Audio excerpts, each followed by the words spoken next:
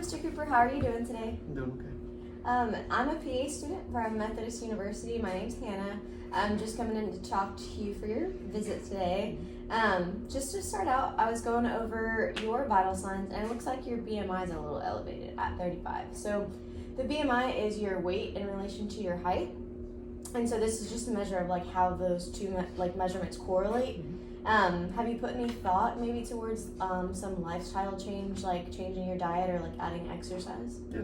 Okay, yeah, awesome. Because I'm sure you know, just to kind of go over it a little bit, that like being overweight can cause a lot of health concerns. Like you have high blood pressure and type 2 diabetes, so being overweight can like kind of make those worse and even sometimes precipitate those things, and it can also cause things like liver disease, sleep apnea, it can cause high cholesterol. So a lot of things there that can be potentially controlled better if we help to kind of get your weight down some. How do you feel about that? I think that sounds great. Okay. So like I said, if we kind of help kickstart that and come up with a plan today, it can help to lower your blood pressure and control your A1C a lot better. So usually what we recommend first is for patients to attempt to make changes to their diet. So that's things like cutting out sodas, fast food, simple carbs like bread, pasta, and not necessarily removing them from your diet completely, but making sure that when you are eating those things that you're following portion control recommended on the box, and then kind of looking at, or that packaging, and looking at like what portions look like for that specific item, and then making sure that your plate is also full of healthy like vegetables and fruit. So in the morning, maybe adding some apples and oranges, and then like for lunch and dinner adding some leafy green vegetables, getting all of those nutrients and minerals into your diet, and then especially for making sure that we're avoiding foods that can increase your cholesterol, making sure that to the best of your ability that you're cutting down on your saturated fats, like your things that are going to be solid at room temperature, so like your butters,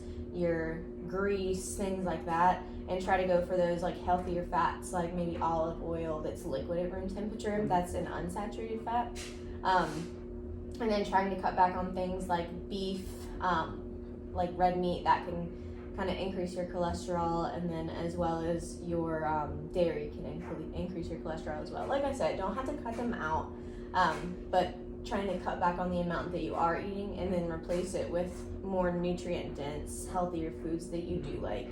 So not eating food that you don't like, but adding in more of the things that you do like that are a little bit more nutrient dense.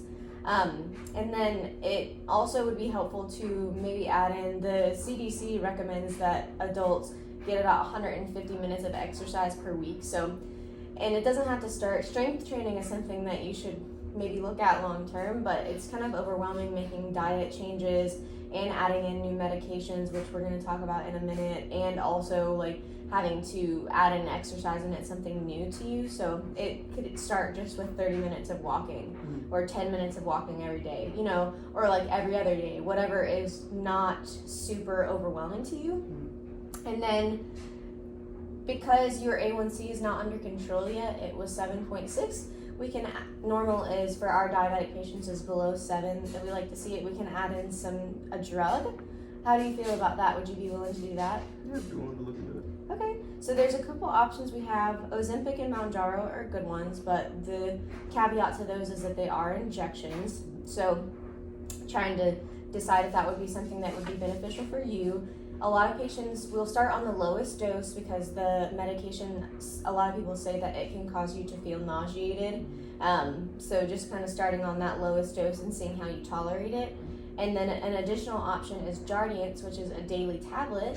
The issue with those is it causes a lot of patients to have urinary tract infections. Not everybody. So with all of those drugs, the nausea and the urinary tract infections can be side effects, but not a lot of people report as much urinary symptoms, I would say, as people report like nausea with the Ozempic and the Mounjaro. So it's kind of like whatever you think is going to be best for you in terms of side effects and what you'd be willing to take, like pill or injection wise. So. All right. Well, it was very nice talking to you, and I'll go grab my preceptor, and then we'll kind of come up with a plan of what to do in terms of your weight loss journey going forward. Okay. Thank you very much. Thank you.